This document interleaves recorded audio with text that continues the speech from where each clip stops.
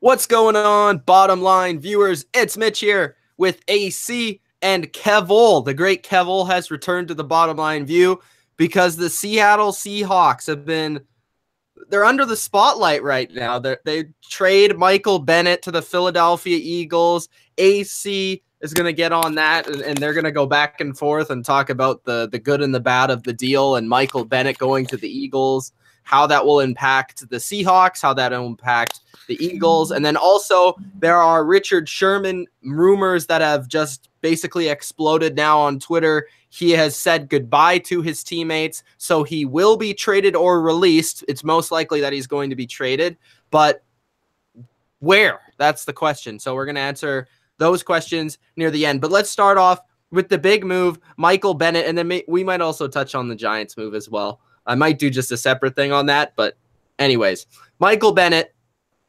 Philadelphia Eagles. I want to hear what you guys think. Let's start off with the fan that got the player. AC, what's your thoughts about Michael Bennett coming to your team? Well, I'm publicly on this show. I haven't been the biggest fan of Michael Bennett. More from a personality side, more for some of his antics off the field and on the field. But as the Super Bowl champs, they're adding a good depth defensive lineman. Obviously, we're probably going to lose Vinny Curry, and in my opinion, it helps us because Bennett is obviously a step up from Vinny Curry because Vinny Curry couldn't play inside and he couldn't really pass rush. He was very good against the run. Michael Bennett comes in now and is our third down, probably defensive tackle, and just joins that strong defensive line. And I still think he can play at a high level. It didn't cost the Eagles very much. Marcus Johnson, who has been in the Eagles practice roster and kind of made the team a couple years, but didn't really get any touches. But we have some younger receivers that they want to try, and we gave up him. We gave up a 5th round, which we had 2 of, and then we get a 7th back. So basically, in my opinion, we got Michael Bennett for a 6th round pick. After this year, we could easily just cut him if things don't work out, and it doesn't cost us anything. Getting to the personal, like his personality, I don't think he'd be an idiot to go into Eagles locker room after they won a Super Bowl with Malcolm Jenkins, a guy I know he respects, and go in there and be a prima donna. I think he's there. He wants a fresh start, and I'm hoping that he can, maybe mature a bit of how he acts and how he plays, because I wasn't a fan sometimes of obviously like the rolling the Jaguars stuff, rolling at the center. But at the end of the day, the Super Bowl champs, the best defensive line in football, or one of them. Obviously, we have 2 good. It's all about offensive, defensive line. To add Michael Bennett for a 6th round pick is huge. But we'll have to see how he is off the field and in the locker room to be a big judge of it. But the Eagles, they're trying to make a push again. So this helps us out, especially on the defensive line. Kevole, I want to hear your immediate response. Let's go. Well, it's good to be back. Hello, everyone. And I'll thank Michael Bennett for his time here. He provided us 2 Super Bowl appearances, 1 Super Bowl championship. So some Pro Bowls, some sacks. He did a lot of really good things here. But he also provided a lot of problems, as AC mentioned. The incident in Jacksonville. And let's not forget the incident at the end when he tried to cheap shot the Patriots at the Super Bowl. This guy has had a habit, unfortunately, of being a bit of a dirty player. He's had some interesting run-ins off the field. He's acted at times rather selfish. And I think he's one of the leaders in taking offside penalties. I can't confirm that for certain, but he's certainly been up there, especially last year. He certainly looked a lot slower and a little wounded. So getting him off the books, I think, is a good thing. I think, but technically, you only, just for cap wise, technically you're only saving $3 million in cap space, because you do have, he's going to be $5 million on the books this year for the Seahawks, $3 million the next year, and then $2 million for the next year after that. Yeah, but and just adding on to that, I think that's why they are also in play to trade Sherman, because they can't just trade one player and fix their issues. They have to trade multiple players. So just to add on to that, but Kev, continue. Yeah, they're not signing Paul Richardson. That's probably why they're bringing in the wide receiver. So Graham's not coming back. They're not signing Sheldon Richardson, not at $14 million anyway, or even over 10. So I mean, it's reducing, getting some room in the cap. But I also think you look back at the turning point of the season was December 10th and December 17th, when they got humiliated by Jacksonville and they got really humiliated by the LA Rams. And you can kind of see this team needed to get into the transition mode and get in some new, younger, fresher blood. And I don't think, and so I think that's the big thing. Are we worse off without Michael Bennett? Like, in terms of on paper, maybe, but I think it's only the middle of March or the beginning of March. I'm not entirely worried at this point that we're not going to get something close to a Michael Bennett. And so we're not necessarily close, but a player that can replace his production over time. It may not be this year, but over time. So I don't see this, honestly, as big of a loss. I mean, it's sad because he's a legend in terms of what the window was, but in terms of what he ultimately brought to this team, I think I agree with AC, the locker room presence. I think all of that undisciplined stuff, I do think needs to get out of Seattle. So in a lot of ways, there are a lot of fans that are saying bye, Felicia, to Michael Bennett. And just good luck to the Phillies. No, and it's fine because I'm confident in how the coach runs our team, and I don't think Seattle fans still do not say that the reason, obviously these players, but you can keep these players in check. You can keep these guys' egos in check if you want to. But the whole thing with Pete Carroll is Pete Carroll let them be this way and didn't reprimand them when they weren't from day one because they were winning. And then when they started losing, it looks worse. And it's because of the culture of that locker room and the culture from the top down, obviously from the coach. Yeah, and I think that part of it is in terms of, if you even go look back on that December 17th game, you sort of are seeing Earl Thomas take over the defense, more importantly than Richard Sherman. He was the one that called out Bobby Wagner and asked why he's even playing if he's not even close to 100%. You can see that he's becoming more the leader on this defense. So you're seeing a little bit of that transition. I think that there's some player accountability there too. I see what you're saying about the coaching, but I also think that there's some player accountability. And I don't know if Richard Sherman was the guy that was going to keep Michael Bennett accountable. I don't know if they were listening to Cam Chancellor. I'm not in Seattle. I don't know that. But I think Earl Thomas feels to me like he's becoming the defensive leader on the team. And I think you're seeing a little bit of a transition there. Okay. When talking about the player Michael Bennett, what do I think the Eagles will get from Michael Bennett? And then we'll get into some of the comments as well, because we have some comments. Everybody's excited about what the Seahawks are doing, the potential of Richard Sherman, Michael Bennett, that whole story. So what I think Michael Bennett is at this point, I don't think he's that same player he was in 2013, 2014, where he was quite honestly one of the best pass rushers, D linemen in the NFL. But like over the past 2 years, 2016, he was pretty solid. 2017, he's been banged up. He hasn't really been always in the lineup. And as Kevole brought up, the off the field issues, the issues even on the field with his personality and just kind of his temper in the same way. But I think I agree with AC. I think he comes into Philadelphia, and at least for the first year or the first while, it's going to work and again, relating to my experience as a Patriots fan, the Patriots have taken on a number of these sort of players, and a lot of the times when they still have the talent, which I think Bennett still has the talent, it works for a good portion of time because of the way that their organization is built. And we've all seen how the way that the Eagles have been able to bring in players, and they've all been able to kind of mold to that organization and the way that they fit in that team. And I think Bennett will be able to do that for a good portion of time. It's just a matter of eventually what happens with him, because eventually something could go wrong and you could get like something happening. But At least for this season, I think it's a good ad. I think it's a very good trade. It was a great deal. It was a great value for this guy because at the very least, I think Michael Bennett is still a guy that can come in on third down. He can move inside as a D tackle and rush the passer. He might not still have that athleticism to go, play D end on first and second down, and maybe he doesn't have that speed like Kevole said, but he still is a guy that is technically sound as a pass rusher, still a guy that's pretty big and able to get after the pass rusher. So the passer. So I think as a pass rusher, he'll still be able to get it done.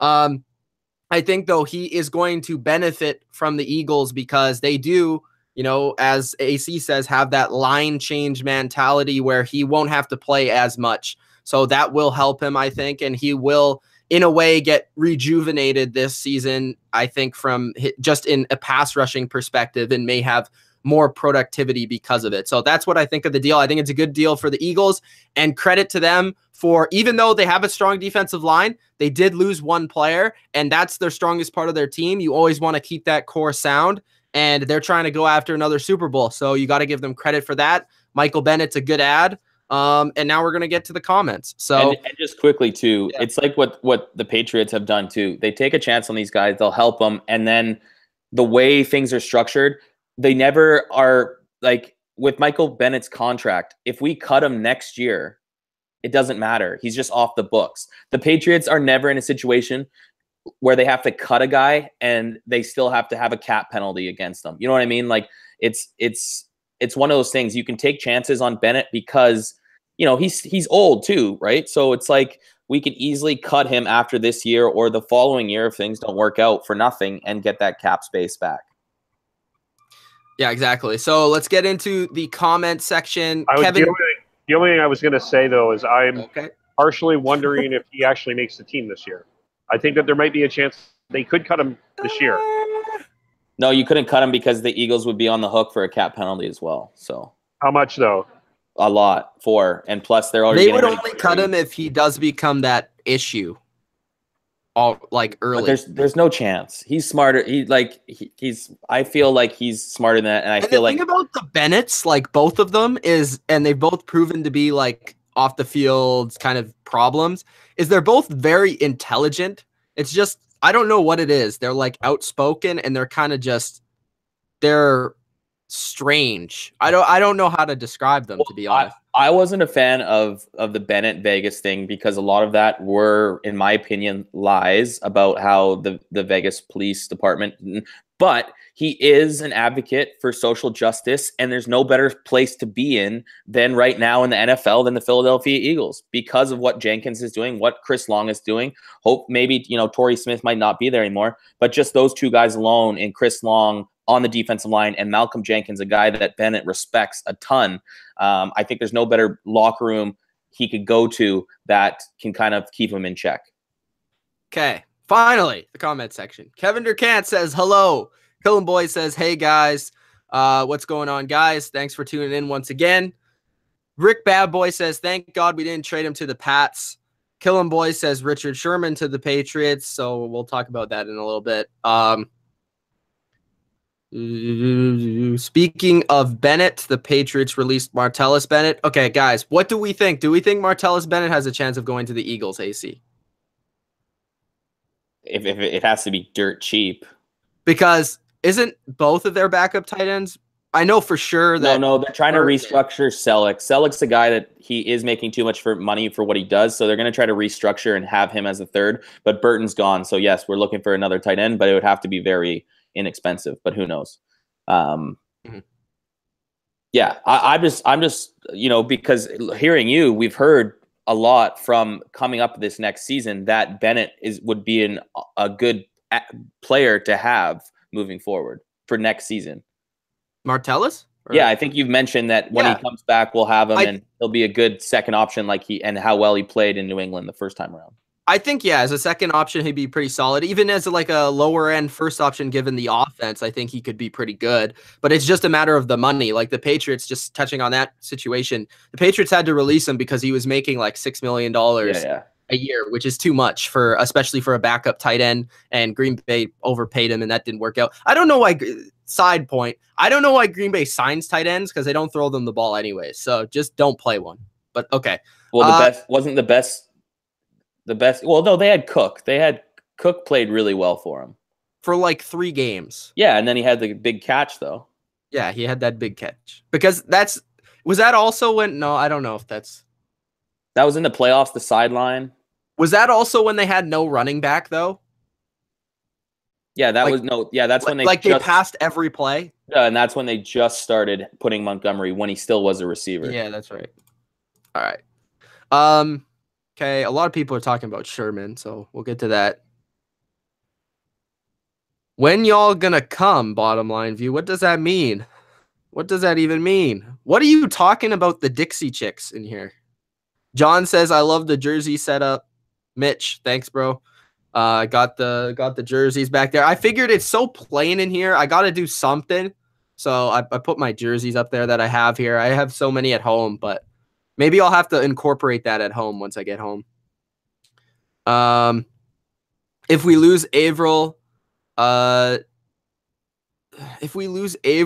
have no faith in anyone other than Frank Clark to produce. Rick Badboy says. So he's a Seahawks fan. Kevole, you're a Seahawks fan. How do you feel about the defensive line going into this season? I know that you still have the draft, you still have free agency, but as it currently stands right now, how do you feel like that defensive line is going to be able to get it done?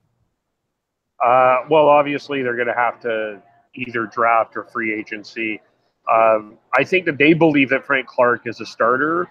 I don't know if I'm there yet, but they believe that. Averill's probably retiring. I don't think he's ever going to play again. That's the thought process there. But I think that that's an area that they needed to get certainly younger.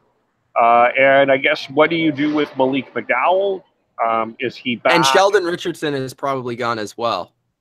Yeah, is that big of a loss? He wanted, if you're franchising him at $14 million, is that the thing about Sheldon Richardson is sure he wasn't overly productive as a Seahawk, but I feel like he's going to get good money in free agency because looking at the free agency pool, there's some good off defensive linemen, but there's not great, and he's kind of at the top of the list. So and also I don't really know if he ever really fit the scheme that he was in Seattle. That's why I kind of questioned the move at the beginning of it. Yeah.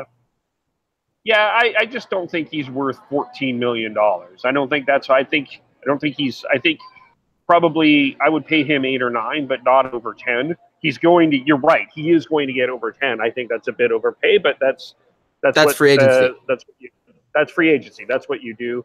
So I certainly think there's going to be draft, and I think that they're going to find also look out for Dion Jordan. That was going to be my comment. I liked what Dion Jordan brought to the team at the end of the year. He was kind of a nice pickup. What is he going to be back? He's expected to be back, yes, as long as he's healthy. That's going to be the big question with him. And they can still pick up some people in free agency as well. So, yeah. All right. Mr. Mike, we all know he's a big Seahawks fan. He says, I like our new defense. Of course he does. McDowell will be really good. Griffin is a star. Wagner and KJ are still here. And Coleman is still here. # Go Hawks. Any thoughts on that, guys? I think there's a lot of questions about Malik McDowell. A lot of questions. I think this guy's got a lot of growing up to do, and there's a lot of pressure on this guy to be really productive. He put the Hawks in a really terrible situation last year. They had to pick up Sheldon Richardson because Malik McDowell was being a bonehead. So that's something really important to remember. I wouldn't it's a nice little wild card to have a Malik McDowell, but to put him on the team, I wouldn't say that that's necessarily a guarantee. And they could have had so many offensive linemen that actually played a lot for their teams instead of McDowell. What's an offensive line? They don't know what that is. Should we get to the question of who's going to have a better run? After I answer this question from Jeremy, he says, who will win the AFC South? Random ass question, but I'll answer it very quickly. As it stands right now, the AFC South will go to the Jaguars, but it could easily be the Texans, depending on free agency. Go ahead. The question is, I'll pose it to both these guys. The Seattle Seahawks had a very good run with 2 Super Bowl appearances, 1 Super Bowl win from 2012 to 2017. But should we really? But can we 2016 really? But can we really say 2012 to 2013? Really? Yes, they still won their division, but they just made the first 2 Super Bowls and then didn't go back or didn't do anything after that. They made the playoffs every year.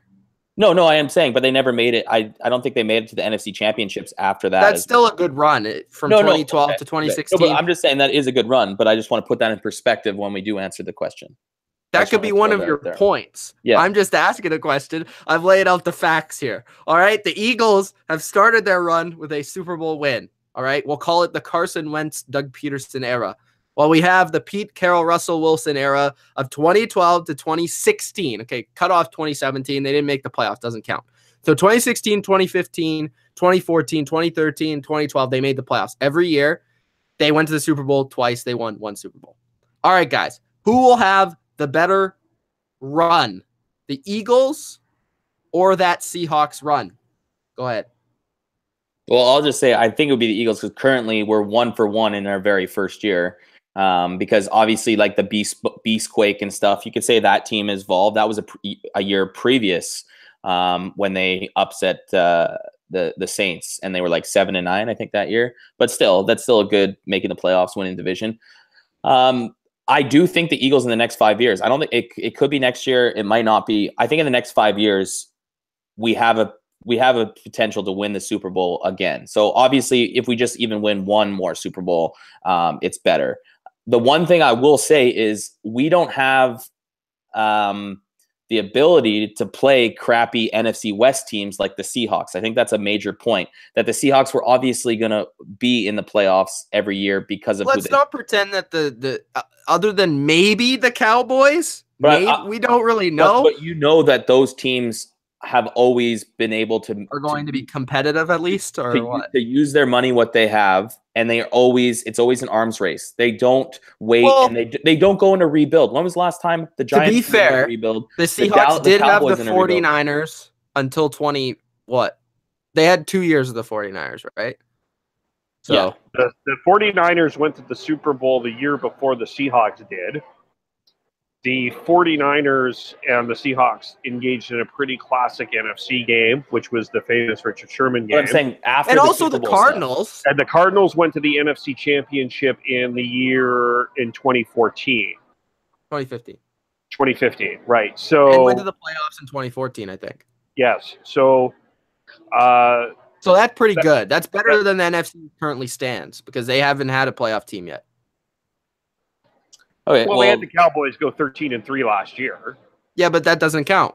We're only counting this year. Yeah, this year. No, I'm just saying I believe what we have, especially when you look at what do you need as a good team. You need a good offensive line and good defensive line. The defensive line is still pretty much locked up for the next 3-4 years. The offensive line, you could say we could lose our left tackle, but our star right guard, our star right tackle are going to be there for the next 5 years. But our left tackle, Peters, even if he doesn't come back, Vaitai can do the job. Kelsey's probably got another 2-3 years left.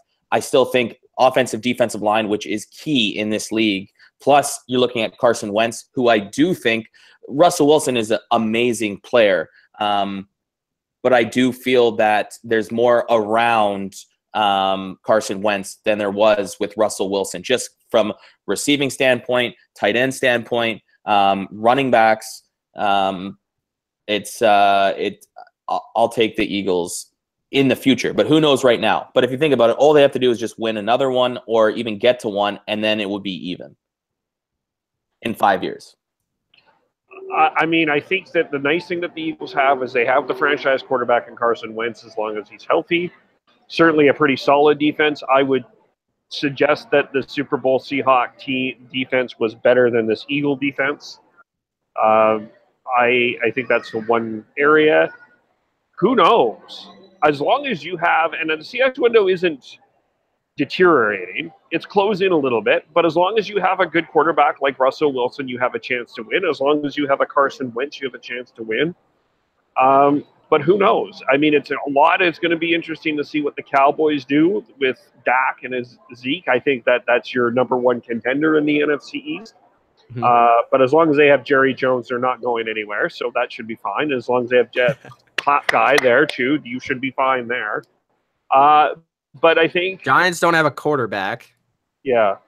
The issue the Eagles are also facing, though, too, is I think that the Saints and the Vikings, I think the NFC is a very different landscape, where when the Seahawks were in their dominance, the prime of their dominance, it was the Seahawks and the 49ers and then everybody else.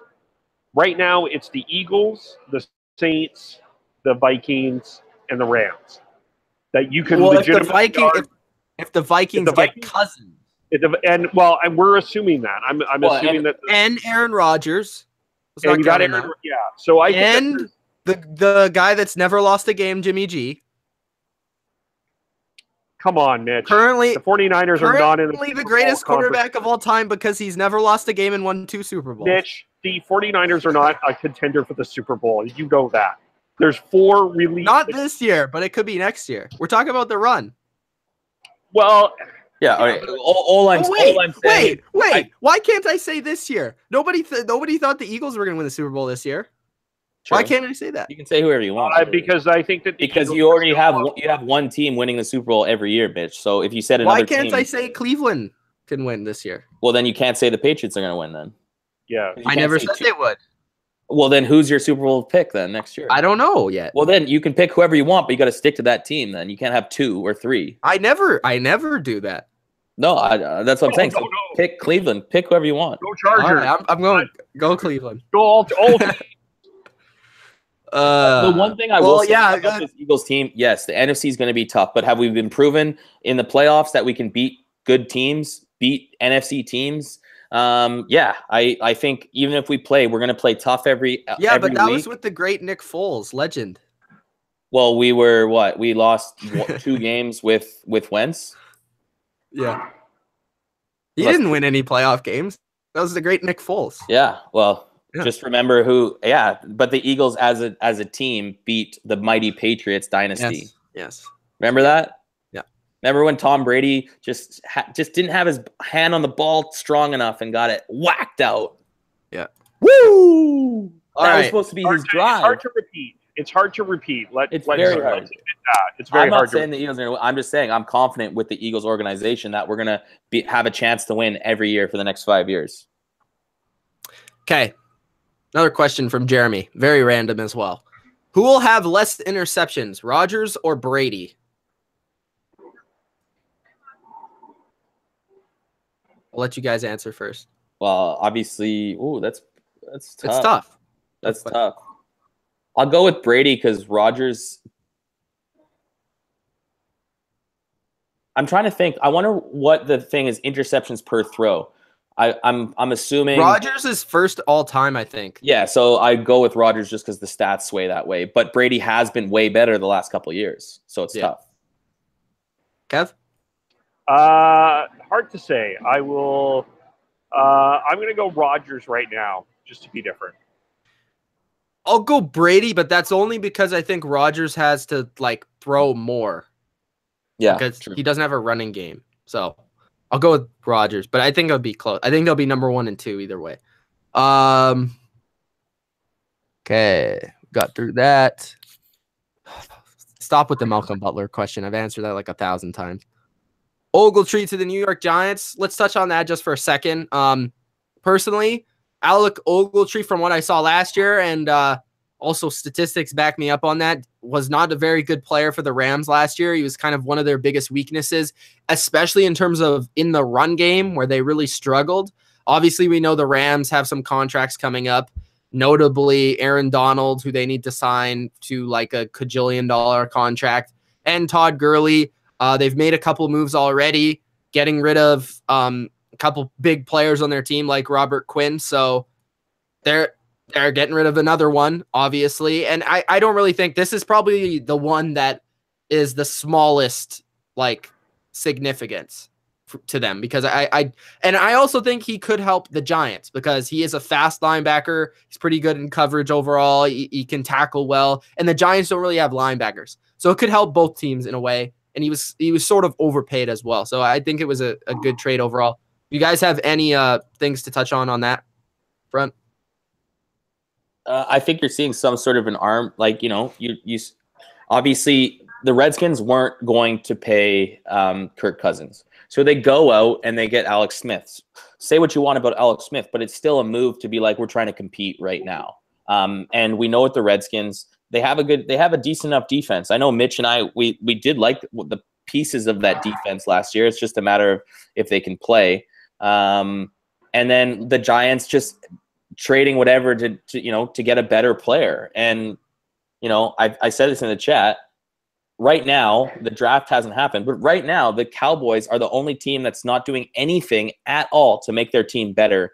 And that's what I do respect about the trades. Ogletree is a decent linebacker, and it's somewhat inexpensive. Obviously, it's 2 mid-round picks. Those could pan out, but still, you're trying to do something to make your team better. Same with the Redskins. Have we seen any reason why we think the Cowboys just happy with the team they have? Maybe they are, but I do think there's a way that you always should be getting better. Like, look at the Patriots, the golden standard. They're always adding players. They're never content with their team. They're always trying to get better. And I think this trade just shows how far the Cowboys are lagging behind. And actually, speaking of adding players and free agency and all that stuff, trades, the Green Bay Packers are currently, they haven't signed him, but they're currently talking, and it seems pretty serious that they are going to get Muhammad Wilkerson in the offseason. They had dinner with him, according to Ian Rappaport, and they'll have another visit tomorrow. So there's mutual interests on both sides. So the deal could come together at some point when free agency starts. So this is a team in Green Bay that traditionally is not a big free agency spender, and they realize that they need to go out there and make some moves. Muhammad Wilkerson fit their 3-4 defense. I think that would be a pretty good move overall for them, and he definitely needs a change in scenery. So and he's going to go play with his old coach in Mike Pettin, the team. Yeah. So I think, like, overall, that's just the way that things are going, and some teams are still stuck in 2004, not making moves at this current point in time. When we've seen trades blow up the last 3 years, where in the NFL, the trades and just those sort of big blockbuster moves have become a lot more common, and teams like the Cowboys haven't really been able to adjust. We'll see. See, Jeremy agrees 49ers will win the division. I never said that, but Watson might be injury prone. The Jags are better. We'll see. I don't know. NFC is too good. Who said that? Somebody said NFC is too good for the Eagles. Packers are contenders. Wait, did you get the what? Did you get the one where your Patriots fans are saying Super Bowl 52 was rigged and that we're the cheaters? I need to look. That's just Patriots fans for you. We're cheaters now. If they Mason lose, says it wasn't better our. than Wentz. True or false? 49ers or better than the Seahawks? I'd still say false because we need to see them play from week 1. And I still have question marks about their defense. Their offense could be fine and dandy, but they still don't really they have a good tight end. Kittle looks like he's the real deal. They don't really have a receiver. They don't have a running back if they don't sign Hyde. It's tough. It's tough to say that they are better at this point. It's tough, but we still have free agency. We still have the draft. We'll see what happens. Seahawks have a lot more money in the cap than you realize. Well, they're trying to open that cap up. Yeah, well, they're not. Graham's not going to be on the books. Richardson's not on the books. Paul Richardson's not on the books. Sherman will not be on the books. And Which one of those guys is the biggest loss? Sherman, obviously. Obviously? Okay. No, it's definitely Bennett. Brandon Williams says, I thought the Patriots were going to get Michael Bennett because they need to improve their pass rush. I agree they need to improve their pass rush. They're also one of the teams, I think, with Atlanta and another team in there talking to Tampa get Bay. Michael Bennett. Tampa Bay. Okay, so Tampa Bay was his old team. That's interesting. I don't know. Should Dak Prescott be afraid? Let AC answer that question. I don't know if he should be afraid, but if he plays like he did last year, he should be afraid just for how he plays, not because who he is playing. Are the Chargers doing anything? No, they haven't done anything yet. We'll see. Allen Robinson to the 49ers says, Michael, that could happen. Oh, I'm going to be doing like a free agency predictions video soon, so that could be one of the landing spots. We'll see. I'm definitely going to be just giving my best guesses on where I think the big free agents are going. But let's talk about Richard Sherman. So Richard Sherman said goodbye to his teammates. He's texted Jeremy Lane. He tweeted about it. He texted Cam Chancellor. They all reacted on social media. What do you guys think overall about, okay, let's start with Kev. What's your thoughts on Richard Sherman leaving and just his legacy as a Seahawk? And then also, where do you think the potential destinations and places that make sense? And also, what do you think the Seahawks would want for him? That's another question.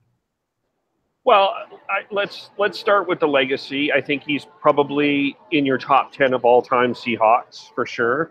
I think he's a surefire Hall of Famer. I think that it's not a unreasonable argument that he's one of the, at least in your top 10 of cornerbacks of all time. I think he was a cornerback that kind of defined this era. I think he's a legend. I think he proved to be one of the smartest football players to ever play. The guy has a potential to do so much more outside of football when he's done. But he's also, I think we saw his play deteriorate the last couple of years. I think he is a guy that held Darrell Bevell and that offense to a deep grudge because of what happened in the infamous Super Bowl. He never really let it go. He had that blow up a couple of years ago with Bevell on the sidelines. I don't believe, I don't know this for sure, but I think him and Russell Wilson haven't really gotten along. I know that he's also been speaking a little bit about Pete Carroll and I'm using his quotes when I'm saying this, his kumbaya speeches. I think it's time for Sherman to go. I think that this is an interesting dilemma for other teams. And I'm going to be a little bit bold here because we're seeing this a little bit with Kirk Cousins, and I think we're going to see this with Richard Sherman. And you're seeing this also with Odell Beckham. Do you want to pay a guy? This is a guy that's scheduled to get $13 million this year. Do you want to pay $13 million for a guy that is coming off a pretty serious injury, coming off and doing a bone spur surgery as well? Are you really going to pay $13 million for this guy to play on your team when you can spend $13 million fixing cornerback and 2 other positions on your team? That's the problem. I think that we're facing an era where there are some players that I think are not, you're going to have to make this decision. Do you want to be paid or do you want to win? So I think that one of the things that I would be asking Richard Sherman is are you willing to restructure your contract to get a Super Bowl? Because I don't know if there's going to be a lot of teams, including your New England Patriots, Mitch, that really are going to be all that interested in paying this guy $13 million. Legend, yes. $13 million is a lot. I think it's 11. What's 11 to 13? It's over 10. That's a lot of money. Yeah. No. But the cap hit is 13. The cap hit is 13. Oh, okay. I saw 11 somewhere. No, that's his base salary I'm looking at right now.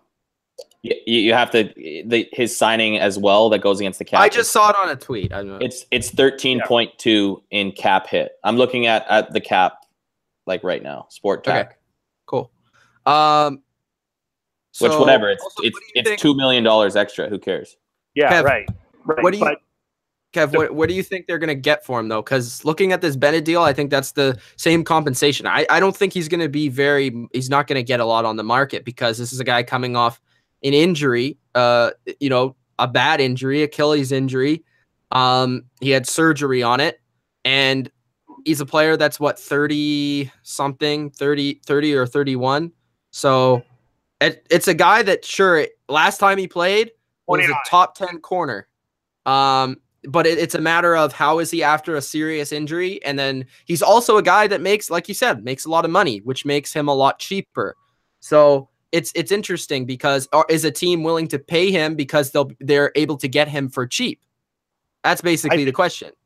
I think they're going to have to release Richard Sherman. I don't think that they're going to get anything for him. I do not believe that there's going to be a team that's going to trade for what I believe. Well, it would be like a 6th. Probably. Yeah, I would rather release. I think they're going to release him instead of the 6th. But like, it's 6th is like crumbs. Yeah, because if they release him though, they would get a pick in the draft next year. Yes. So exactly. you might as well release him, right? Yeah. But if you did release him, then we're going to see what Sherman is all about. Does he want to get another payday? Because if he's a free agent, it becomes an arms race.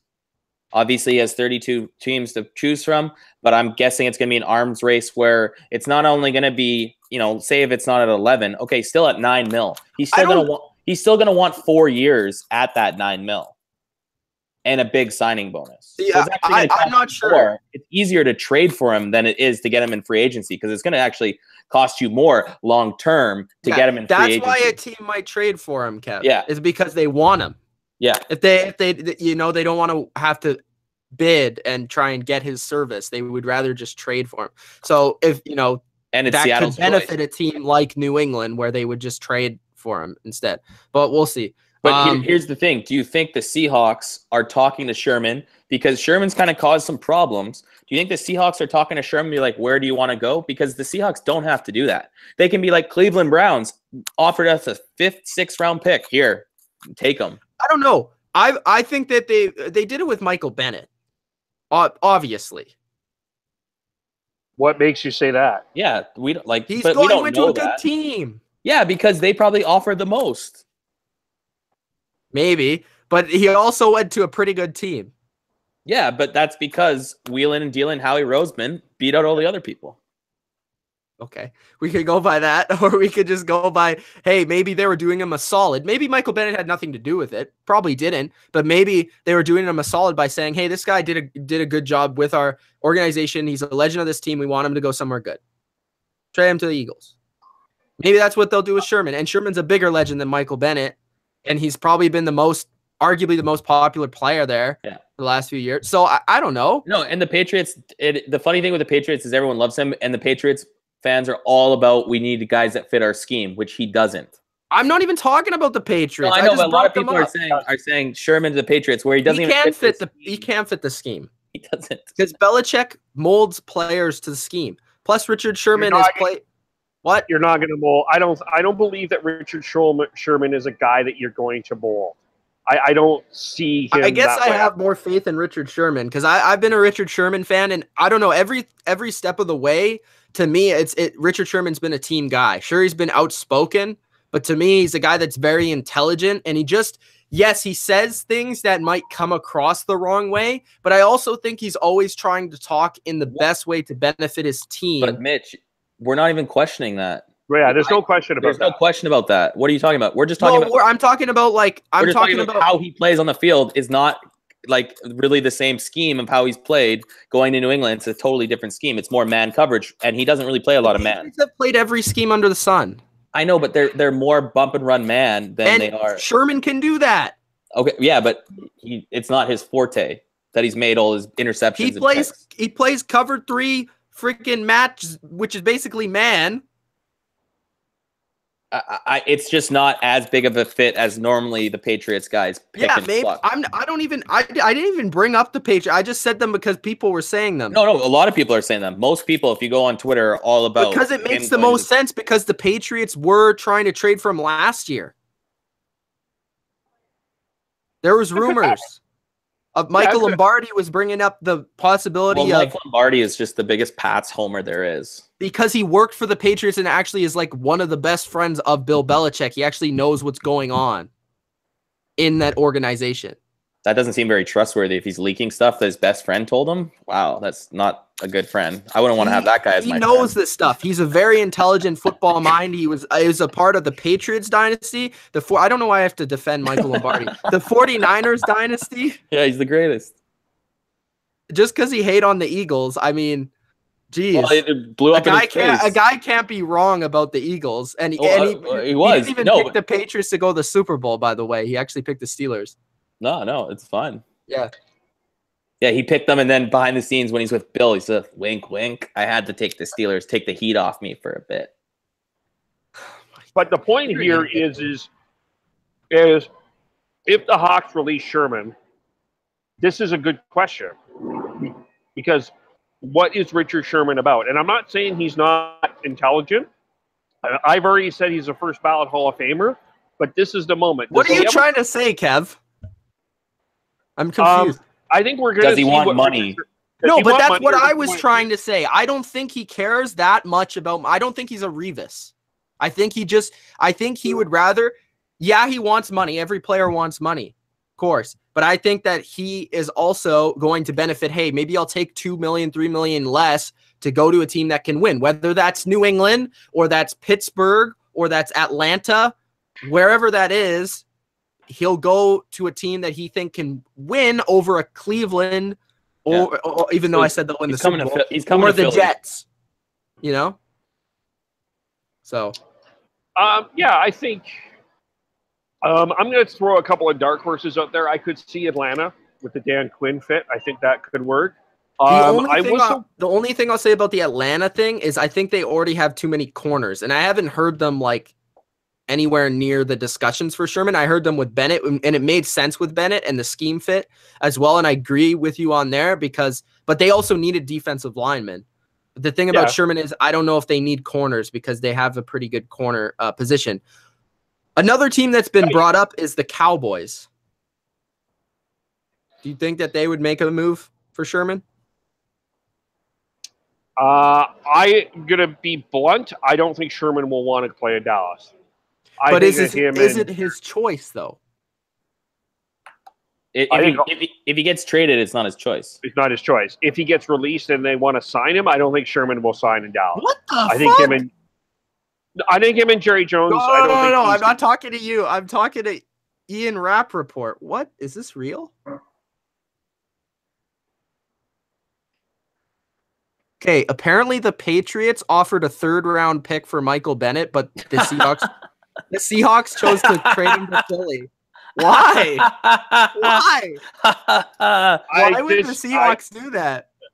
Okay, I'm just going to be Ian Rappaport is not always been confirmed true. Well, it's not. I don't even know. Okay, so this is what the tweet says. Is that Ian Rappaport? I don't think this is true, but let's just say it says, wow, Ian Rappaport just said with somebody, I guess on a radio show, that the Patriots offered a third-round pick for Michael Bennett and a fifth-round pick, and they chose to go with Philly. That doesn't make sense. That would just be stupidity from Seattle's part. Because you're giving him to the AFC. Like, that doesn't make sense. So, plus that's a lot. I don't think the Patriots would offer that much. Yeah. I don't think he's gonna back to Sherman quickly. I don't think it's Dallas. I could see Atlanta's kind of a dark horse. I could also see Gus Bradley is in LA. I think maybe the Chargers, although it's a 3-4, could be a fit. They have a lot of corners though. Yeah. Depends what I think a couple other teams that I would kind of bring up is I brought up Pittsburgh, even though they're kind of inactive in terms of trades. So if it was free agency, possibly the Raiders, I think, could be a fit. Maybe make a splash move with John Gruden, and because they need corners. And I don't think, like, thinking about the other teams that kind of run that scheme, like they all sort of have those corners in place already. I kind of wrote down, because I'm doing the free agency video, all the teams that need corners. Tampa Bay, and maybe, I don't know. Green Bay. There hasn't been any rumors about that, but possibly is not going to go to San Francisco because that's in the division, unless he gets released. The Colts, probably not. Cleveland, probably not. And AC brought up the Bears. AC, why do you bring up the Bears? Because they have a very young, promising defensive back right now. Obviously, you look at Jackson, Amos, Fuller, adding Sherman in there with the leadership. I think it would be good for that group because that is a very promising group. I think Amos is one of the most underrated safeties in the league. Jackson had looked good a bit last year. Fuller's decent. I think he comes in there, other corner, and you can maybe teach those guys. And as we saw, the Bears defense has improved, and I think adding him would a veteran presence. They could be good. So that's why I just think Bears. Here, I'm hearing something. So that I think that thing is true. He said it on Seattle radio. Yeah. But so yeah, it was a third and a fifth. So it seems like the Seahawks really like that Marcus Johnson, the receiver, right? Maybe I guess. that must have been. Who is that guy? I didn't even talk about it. Who is this guy? I don't know who. He's been on the practice roster like 2 years before this, and then has been on the team the last 2 years, but doesn't barely had any snaps. He had a couple catches, I think, in the Dallas game. But he's pretty decent. Like in training camp, he's kind of one of those guys. Like he's a preseason monster. Mm-hmm. Looks really good in preseason, but then just doesn't get the snaps. Shit. 94. Your mic, AC. Unplug and put it back in. He's 23. Okay. Yeah, so I don't know. That could be the reason. We have a question. Brandon Williams says, what receiver do you think Baltimore should go after? I obviously think Allen Robinson's at the top of the list. I don't really buy into Sammy Watkins so much right now. I wouldn't be willing to take the chance on him. I think he's going to demand too much money. When looking at the receivers, I actually wrote them down, so I'm going to look for that list. Here's my list right here. Yeah, I'm going to jump out. It was good talking to you all. All right. Have a great night. Yeah. Well, they got a good look at Terrell Pryor. He is a free agent. Maybe they think that they can get more of what he was in the Browns instead of the Redskins. I heard Dante Moncrief could be an ad for them. He's a solid receiver overall. I think Torrey Smith makes a lot of sense going back there. Already has familiarity with Joe Flacco. But there's not a lot of great receivers. I think Allen Robinson, obviously the top of the list. But besides that, there's a lot of number 2s and 3s. There's Paul Richardson. There's Mike Wallace coming back to the team. I like Marquise Lee. So I don't know. If I had to name a couple, I would say probably Moncrief, and I think Torrey Smith are going to be guys that they go after, but we'll see. I did see another report about a signing. I think Chris Baker signed with Tampa Bay. Is it Tampa Bay? Or no, it was Cincinnati. Yeah, because he was on Tampa Bay. Yeah. So yeah, Chris Baker signs a 1-year deal with Cincinnati. He's a decent. And then Dallas let go of some corner that no one's heard of. Yeah, that's Dallas. What does San Francisco have other than a coach and a quarterback? Well, not much. Exactly my point. They don't have much, and they won all those games without him. But they do have a pretty good front seven. If I was to name another thing that they have, they do need to improve their secondary and skill positions, and then they could be a pretty good team. But that does take a lot. Jeremy says, okay, so this is a 3-part question. Newton or Wilson, Cousins or Alex Smith, Luck or Roethlisberger? So let's start with Newton or Russell Wilson. I would have to lean with Russell Wilson, even though you guys know I'm a big Cam fan. I think Russell Wilson has kind of proven himself a little bit more in terms of that clutch ability. But Cam Newton, I think if you look at it, has better statistics. But I think Russell Wilson is probably the better player overall. Cousins or Alex Smith, I would go with Cousins for sure. I just think he's a better passer, better leader, overall just better quarterback than Luck or Roethlisberger. I think that's Roethlisberger. Unless Luck comes back and goes on a crazy tear, I think Roethlisberger is like a Hall of Famer, and Luck is kind of unproven. So, do you have answers to that, AC? You gone? I don't know where you went. So, Talib to the 49ers says Ghost. Sherman to the Patriots. So, I think that Patriots' chances with Sherman are pretty high. Like, if you had to name teams that would be at the top of the list, I think they would be near the top of the list. Obviously, AC brought up the thing about the system, and that may hold them back, and obviously the money from bringing him in. Love to have Sherman as a personal preference. I would love to have Sherman on the team. I am a Sherman fan. I think he still has something left in the tank. I think he can definitely bring something to this defense. So as a fan of the Patriots, I would like to see Sherman be on the team. but that's my opinion. Brandon Williams says Carolina Panthers could be an option for Sherman because they play a lot of zone. That's true. They don't necessarily play like a lot of that same system that the Seahawks play, but they do play a lot of zone, so that could be a possibility. Jeremy says Richard Sherman for Julian Edelman. That's not happening. Rams can give 2-6 for Sherman. Come on in.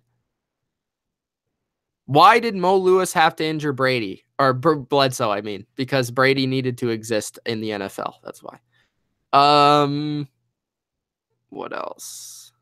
I think that's about it. Should Dak Prescott be afraid? I'll answer the question. Yes, he should be very afraid. Amos is good. Yes, he is. All right. I don't know if AC has anything else to say. He's taken himself off camera. He's on mute. So I'll just, I guess I'll wrap the video up here. AC? What? Sorry, I had to take a call. Oh, wrapping up the video. Any final comments or anything? Dak Prescott should be afraid. Okay.